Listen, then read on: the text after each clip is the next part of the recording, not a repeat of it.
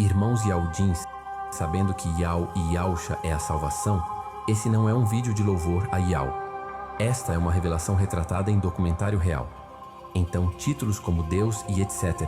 precisam ser usados para que todas as pessoas possam compreender as informações aqui retratadas.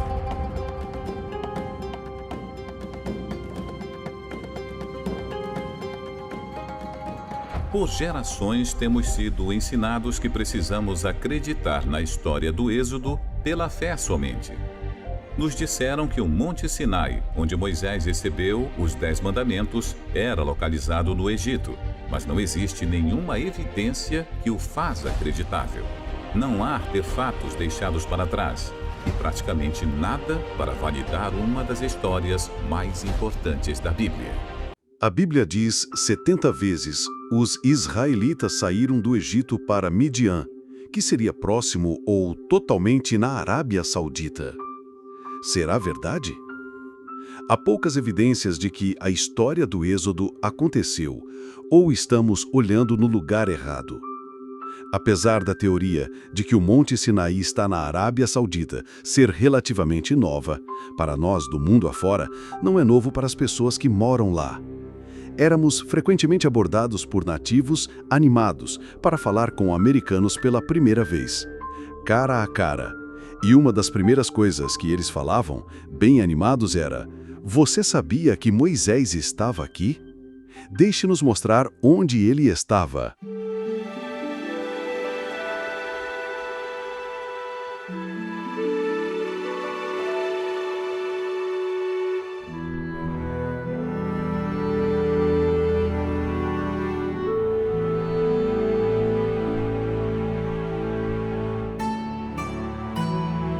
A tradição que o monte estava na Península Sinai, no Egito, só chega a ser divulgado no 4º século depois de Cristo.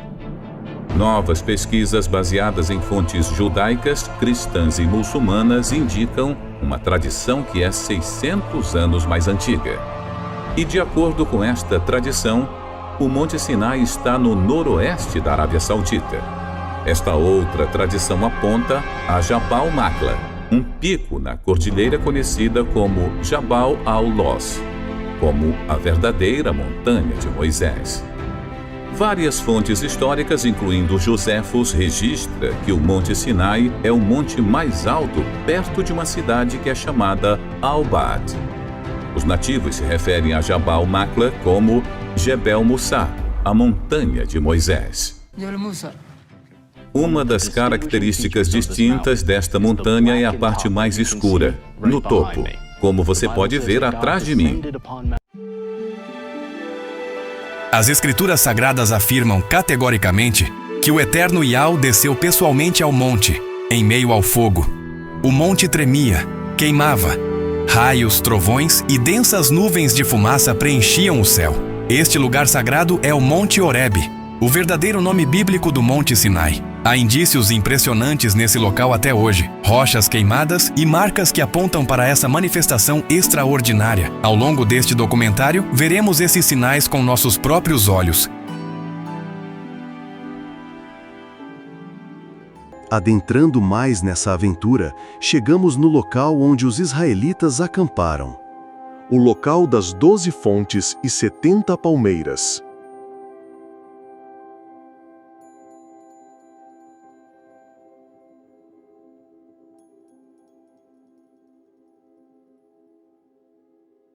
Moisés e os israelitas pararam em um lugar perto do Monte Sinai chamado Elim.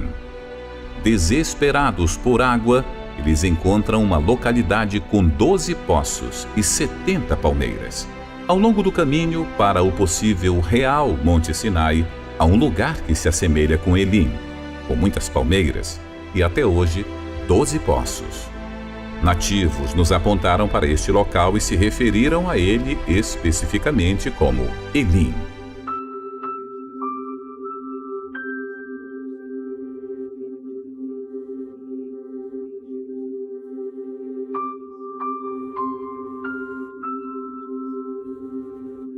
Moisés foge do Egito depois de matar um egípcio que viu maltratando um escravo hebreu. Então, ele vai para Midian como fugitivo.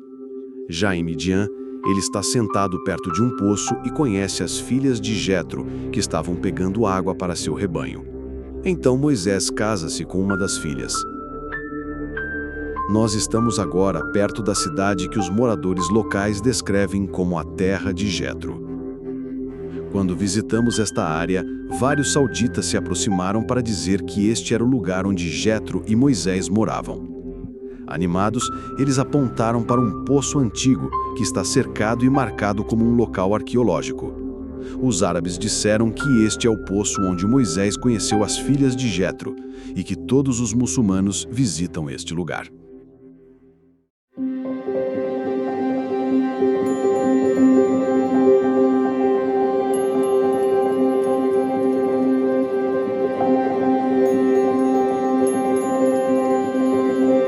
Você acredita mesmo que a Igreja passou as informações corretas sobre as Escrituras Sagradas como um todo?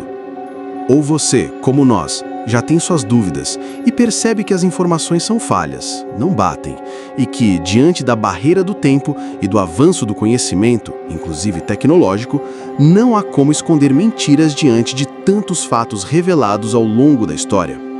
Como foi traduzida em várias versões, a Bíblia que conhecemos hoje é um compilado de livros que foram publicados pela Igreja Católica, por aceitação do imperador Constantino e seus papas e arcebispos no Concílio de Nicéia, com o objetivo de unificar a doutrina cristã e consolidar o poder religioso sob uma única interpretação oficial dos textos sagrados. Pesquisando com base em informações de diversos estudiosos, escritores, incluindo o historiador judeu Flávio Joséfo, e também em conhecimentos locais, percebemos algo intrigante. A história, como nos foi contada, não bate. A Bíblia afirma que os israelitas saíram do Egito. Então, como explicar que o Monte Sinai, onde, segundo as Escrituras, Moisés recebeu as tábuas da lei, esteja localizado dentro do próprio território egípcio? Essa contradição geográfica levanta dúvidas legítimas. Estaríamos diante de uma falha de interpretação ou de uma narrativa moldada ao longo dos séculos por interesses religiosos e políticos? Diante da passagem do tempo e do avanço do conhecimento, inclusive tecnológico, torna-se cada vez mais difícil esconder incoerências. E os fatos, quando analisados com profundidade, parecem apontar para uma verdade maior, ainda encoberta. Com a ajuda de equipamentos modernos, pesquisadores afirmam ter encontrado, no local considerado por muitos como o verdadeiro ponto da travessia do Mar Vermelho, vestígios surpreendentes, materiais genéticos calcificados, preservados ao longo dos séculos.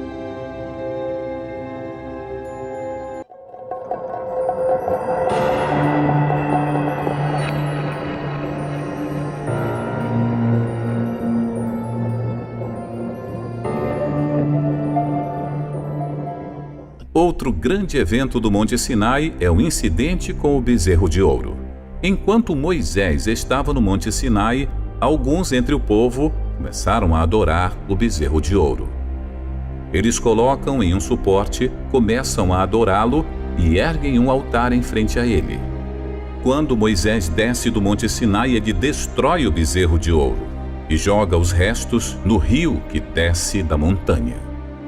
Aqui, em frente à montanha, nós vemos os restos do que pode ter sido o local de adoração do bezerro de ouro. Americanos tentaram se infiltrar na área no fim dos anos 70 e no início dos anos 80. Eles foram presos e as fotos e vídeos foram confiscadas pela polícia da Arábia Saudita. A evidência deles estava perdida. Porém, imagens e vídeos começaram a vazar ao mundo afora lentamente. De acordo com os que viram e foram presos, estes locais estavam sendo mantidos secretos pelo regime saudita, uma teocracia que os escondia do mundo com cercas, polícia e a ameaça. Enquanto eu tentava entender por que os árabes estavam escondendo um local tão importante, eu comecei a fazer algumas perguntas a fontes no mundo islâmico. Por 15 anos eu estava no ramo de inteligência combatendo terrorismo e relações internacionais. E um dos meus melhores contatos tinha uma história a contar. Ele fazia parte de um grupo jihadista e até tinha reuniões com a inteligência paquistanesa e associados próximos ao Osama Bin Laden. E agora, ele está falando pela primeira vez. When I was in the jihad world, we all knew that the Mount Sinai was in Saudi Arabia. The people on the outside, even most Muslims, had no idea that it was there, because we fighters didn't want anyone to know about it. We all knew that the Saudi government hid it and protected it with security, and we all agreed with it. We believe that if a site, even a holy site, is visited by people and used for idolatry, it should be destroyed. But our hiding it, according to the Islamic law, is what saved it, so you can see it today and appreciate it. Agora, por trás de mim, neste cercado sítio arqueológico que os sauditas estão protegendo, você vê tanto o suporte como os vários petróglifos de vacas e pessoas adorando vacas, assim como uma estrutura que está levemente levantada, que pode ser o altar em frente ao bezerro de ouro. Tem uma placa em árabe e inglês avisando contra a entrada nesta área. As tradições locais de que este local é onde o bezerro de ouro foi destruído são tão fortes que, se você se aproxima, você será suspeito de procurar por ouro. De acordo com a Bíblia, os adoradores do bezerro de ouro diziam: "Estes são teus deuses, ó Israel." Este versículo indica que existem várias representações de bezerros enquanto os israelitas estão adorando ao bezerro de ouro. Em cima do suporte onde o bezerro de ouro teria sido colocado, tem uma marca circular de onde a pedra foi desgastada. É especulado que este é o local onde Moisés moeu o bezerro de ouro até o pó. Depois que Moisés destruiu o bezerro de ouro, 3.000 dos adoradores do bezerro são mortos. Então, deve ser um local onde milhares de pessoas foram enterradas. Mais ou menos a 6 quilômetros deste local existe um cemitério antigo, enorme, que parece ser um local de enterro em massa, onde as sepulturas foram cavadas ao mesmo tempo. Ele está localizado fora da planície onde os israelitas teriam acampado. Então, ele está localizado exatamente onde deveria, se este é o local onde a história aconteceu. Aqui também os sauditas colocaram uma placa, sinalizando-o como um sítio arqueológico que é patrulhado pela polícia.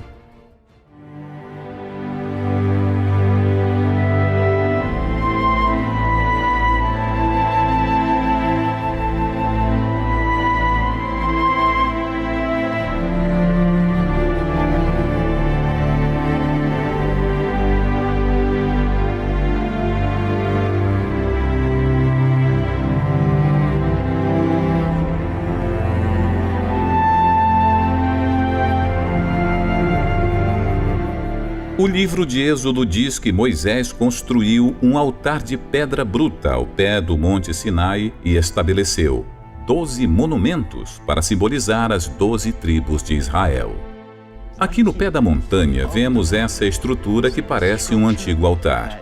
E onde estamos agora é provavelmente a rampa de animais que os levariam ao sacrifício no pé da montanha. As rampas de animais conduzem a esta área da estrutura, que pode ter sido a plataforma de abate para sacrifícios de animais. Os sauditas, é claro, dizem que isso não tem nada a ver com Moisés, mas eles admitem que encontraram resíduos e ossos de animais por baixo desta área quando eles cavavam. Pessoas que visitaram este local há décadas disseram que costumava ser bem mais limpo e você podia ver mais claramente os restos dos 12 monumentos, assim como uma plataforma de pedra sob a qual eles se encontravam. Perto do altar e dos 12 monumentos, Moisés lê para os israelitas o livro da aliança e eles concordam. Isto significa que Moisés provavelmente teve um local acima do altar que serviu como um palco para se dirigir ao povo. Logo acima desta área, com o altar e os monumentos, existe uma área que poderia ter sido um local perfeito para Moisés ser visto e ouvido quando o pacto foi feito.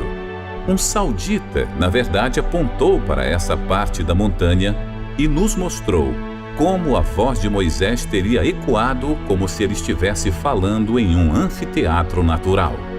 A Bíblia disse que um riacho desceu do Monte Sinai fornecendo água para os israelitas. O riacho deve ter descido perto do pé da montanha para os sacrifícios acontecerem, e o deve ter chegado perto do bezerro de ouro, porque Moisés jogou seus restos no rio. É muito fácil ver onde havia um riacho descendo desta montanha anteriormente, onde há evidências de sacrifícios queimados. Em seguida, ele acaba perto do possível local de adoração do bezerro de ouro. Há até evidências de poços ao redor da área, onde uma piscina natural de água teria se formado, provando que uma grande população viveu lá. De acordo com a Bíblia, o profeta Elias viaja até o Monte Sinai e quando ele chega lá, ele entra em uma caverna e conversa com Deus. O real Monte Sinai deve então ter uma caverna, que é acessível, segura e adequada para dormir. Esta caverna acima do altar tem por volta de 5 metros de altura, 6 metros de comprimento e 5 metros de profundidade. Se este é o verdadeiro Monte Sinai, então esta é quase certamente a caverna de Elias.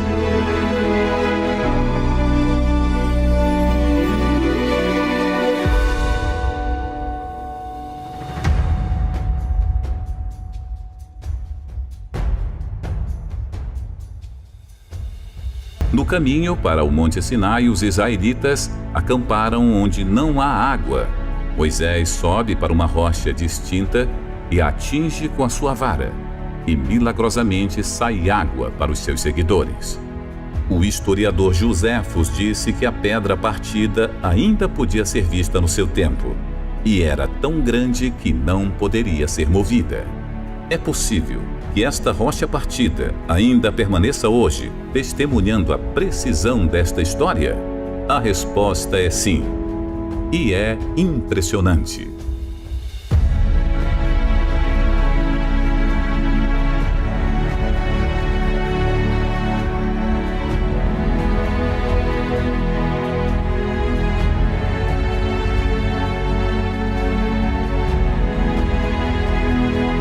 Esta rocha partida foi descoberta pela primeira vez por Jan e Penny Caldwell, um casal americano que estava trabalhando na Arábia Saudita no início dos anos 90. Há muito tempo, os beduínos locais deram 2 nomes para esta área: a Água de Moisés e a Rocha Partida de Moisés. Esta rocha dividida está no topo de uma colina de 30 metros e fica entre 12 a 18 metros de altura. E o que é verdadeiramente incrível sobre este local específico no vale, no caminho da possível rota para o Monte Sinai, é que as rochas por baixo são suaves, como se toneladas e toneladas de água fossem derramadas e formassem um pequeno lago na parte inferior para os israelitas beberem.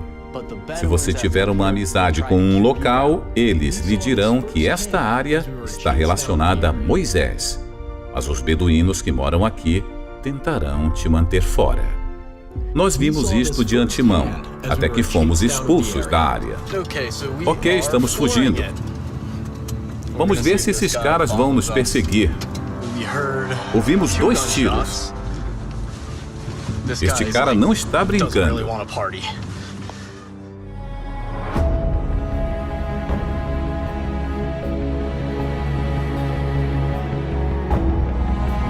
A Bíblia diz que a área perto da rocha partida onde os israelitas lutaram com os amalequitas é chamada Rephidim, que significa lugar de descanso. Escritos hebraicos que encontramos lá foram interpretados como lugar de descanso, a definição de Rephidim. mais próximo ao monte, escritas foram encontradas que o Dr. Miles Jones, um estudioso do antigo hebraico, acredita que estão falando da batalha com os amalequitas. Uma das escritas se refere à morte de um amalequita.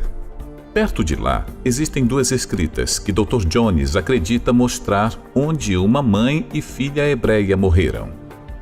A Bíblia fala que Deus disse aos israelitas que eles teriam toda a terra onde que pisassem as plantas dos pés. Perto da rocha partida e perto do monte, há muitas escritas com uma imagem de um pé e uma sandália. Ao lado da imagem há uma escrita em hebraico que significa a sola do pé. Nós também encontramos escritas que foram traduzidas e encontradas para se referir a Yah, o nome hebraico para Deus. Há outra área perto da montanha chamada Wadi Mussá, ou o Vale de Moisés. Aqui a representação de uma menorá foi encontrada e pode ser a representação mais antiga de uma menorá conhecida até hoje. Agora uma nova testemunha se apresentou para revelar que os sauditas têm escondido a evidência do êxodo, desde mais ou menos a época da Segunda Guerra Mundial. Tenente Clyde Morgan era um piloto americano que conheceu o rei da Arábia Saudita. Bobby Comiuk foi uma das primeiras pessoas para chegar a Jabba Makla nos anos 80. E ele recentemente entrevistou este piloto e disponibilizou as imagens para este vídeo. Então você chama esse monte de Jebel Mussá. Jebel Mussá. Eu diria que nossas vidas se cruzaram possivelmente em algo muito histórico. E estamos falando de onde o verdadeiro Monte Sinai está localizado. E eu não tinha ideia de que alguém da época da Segunda Guerra Mundial teria visto o monte e que foi informado que este monte era o Monte Sagrado de Moisés. Alguns dos muçulmanos lhe disseram que aquele era o Monte Sagrado de Moisés? Sim. Eu acho que todo mundo das Forças Armadas Sauditas sabia que era sagrado. Me impediram de voar em volta dele, pois era proibido de chegar perto. Porque eu poderia ser morto por Deus ou por talvez algum deles, eu não sei. E quando eu decolei, eu estava morrendo de medo, mas com certeza eu voei em volta dele. Mas era diferente que das outras montanhas, porque era preto por cima? Era um verde meio negro. Estava suficiente escuro para ser um pouco assustador. Você quer saber o que eu realmente acredito? Eu acredito que é o Monte Sinai. Eu penso que Deus me deixou voar em volta. Isto é o que eu penso. As rochas pulverizadas no cume do monte, um altar de pedra marcado com pinturas e inscrições em paleo-hebraico, revela indícios da idolatria do bode de ouro mencionada nas escrituras. O local é protegido e seu acesso é rigorosamente proibido. Um deserto inóspito guarda este santuário silencioso, onde cada detalhe ecoa a verdade descrita na Bíblia e nos antigos relatos da saída do Egito. Como um milagre preservado pelo tempo. A caverna de Elial, a pedra fendida pelo toque divino, e o monte onde Moisés falava com Iau, são pontos geográficos que saltam das páginas bíblicas para a realidade física. É nesse cenário que os mandamentos foram entregues, onde o povo de Israel foi observado e onde cada tribo tinha sua representação visível. Provas arqueológicas dão peso à narrativa milenar. A veracidade dos fatos chega a ser desconcertante. Revelações como essas nos fazem repensar a história e compreender o motivo do esforço em ocultar esse local. Um lugar sagrado não só para judeus, mas também para cristãos e muçulmanos. Esse monte, amplamente conhecido como Sinai, Horeb, um lugar que reúne todas as evidências possíveis de ser o verdadeiro Monte do Eterno. Depois que eu voltei da viagem, as pessoas me perguntaram como foi a sensação de pisar no local que tão poucas pessoas puderam. Os sentimentos mais óbvios foram fáceis de descrever. A adrenalina, a maravilha, assombro. Mas havia uma sensação que era mais difícil de descrever. Que eu não merecia estar lá. Eu não sou alguém que dou suas riquezas aos pobres. Eu não sou um cientista, nem um pastor, e ainda há dias que sinto como se não tivesse fé. Mas depois, ao olhar as montanhas, eu lembrei de uma coisa. A Bíblia tem um padrão bem claro, onde Deus não usa o melhor ou o mais esperado. Até Moisés era tão inseguro que não queria aceitar sua missão.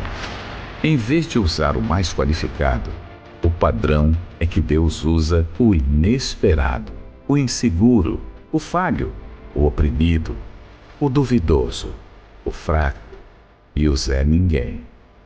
Toda pessoa pode fazer a diferença, especialmente aqueles que pensam que não podem. Sinai, o Monte dos Impossíveis.